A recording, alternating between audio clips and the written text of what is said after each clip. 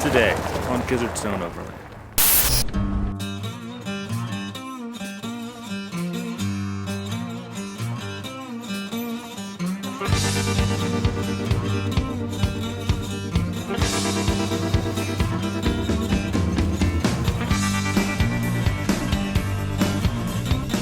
This is Lippencott Mine Road in Death Valley National Park.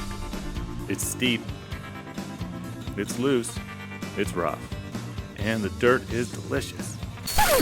Let's back up a little bit.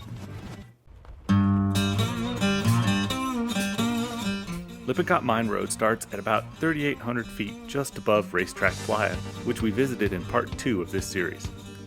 It descends a stark canyon with some long sections of shelf road. Steep shelf road. Steep, rough shelf road. Steep, rough, scary shelf road.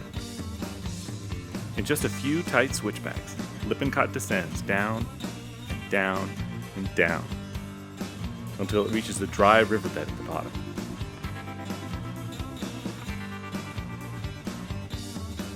Question: do I really need four-wheel drive and high clearance for this? I'm pretty sure I read a comment on Reddit about doing this in a rented minivan.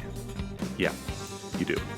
Low range is also handy for staying off the brakes, and there are spots like this that stretch the springs of our Forerunners.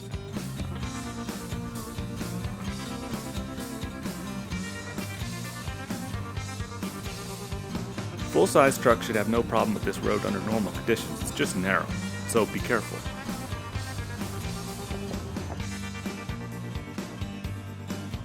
In only 8 miles, it loses almost 2,000 feet of elevation as it drops into the south end of Saline Valley, where it tees into Saline Valley Road. The fastest way back to pavement is to turn left here and head up Grapevine Canyon to Highway 190. We went right and descended the rest of the way into Saline Valley.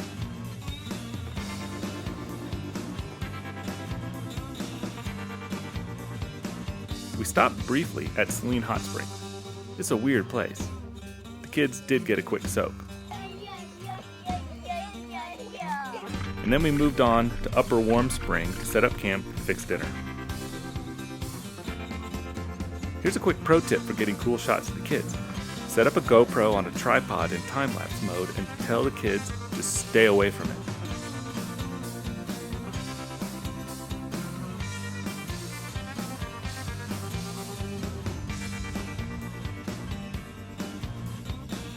It was a super windy night there, but the tent didn't collapse, and we woke up to a windy but peaceful morning.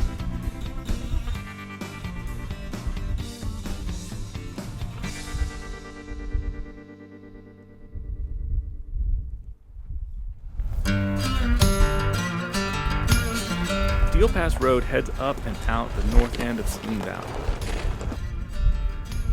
It follows the path of an ephemeral river and meanders the flash flood channels up and between the Last Chance Range and the Saline Range.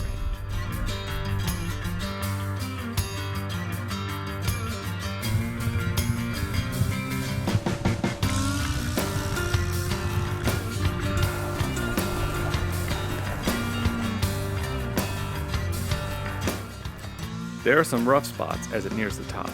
Of course, given the nature of this road, conditions could change with any significant rain event.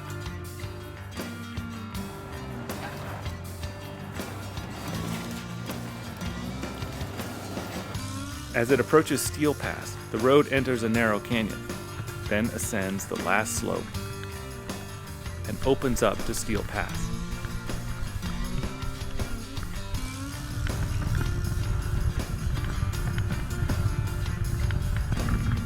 From the pass, the road meanders across a broad rolling saddle that opens up on the west side here and there, with awesome views into the valleys below. Before long, you come to the mouth of Dedeckera Canyon, which divides the Saline Range and the Last Chance Range. Striped hills begin to tower over the road as it threads through the arms of bedrock following the river channel.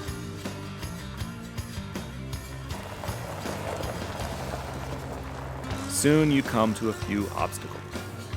The Dedeckera Pinch Point steps are fun and interesting, but may deter larger vehicles. I won't give away the secret. If you have any questions, go ahead and post them in the comments below.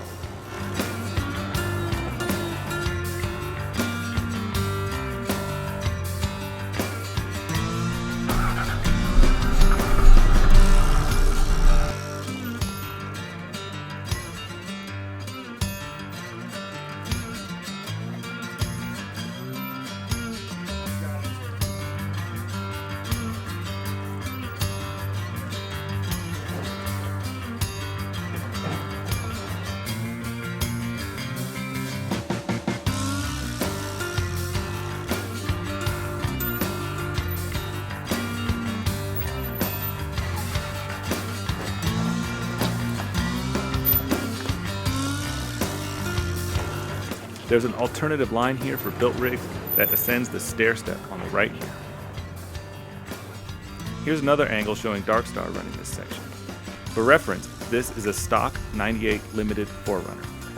Storm Runner is a 99 SR5 with 2 inches of lift on 32.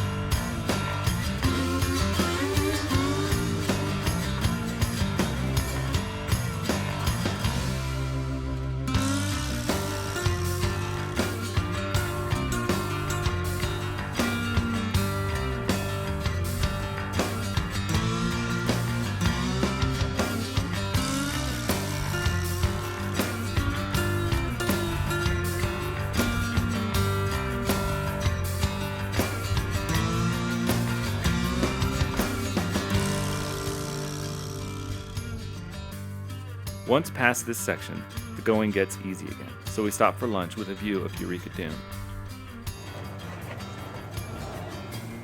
As we were about to move on, a guy came through in a stock 3rd Gen 4Runner heading the other way, so we spotted him through the outfield.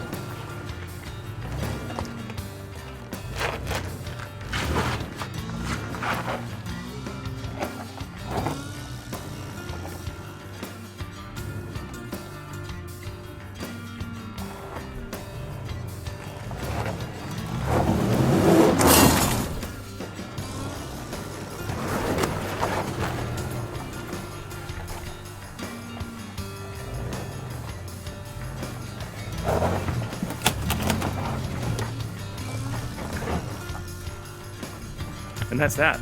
The road heads down towards Eureka Dune and a lot of nice dry campsites. No water and no services of any kind. No obstacles here, though deep sand is noted on the park map. But that shouldn't be a problem unless you did something silly like try to drive a giant RV out there. We stopped to help this couple who had swung the turn into camp a little bit too wide and bogged their camper into deep sand. I carry a snatch trap, which I hoped would be enough. And, once he took his foot off the brake, it totally was.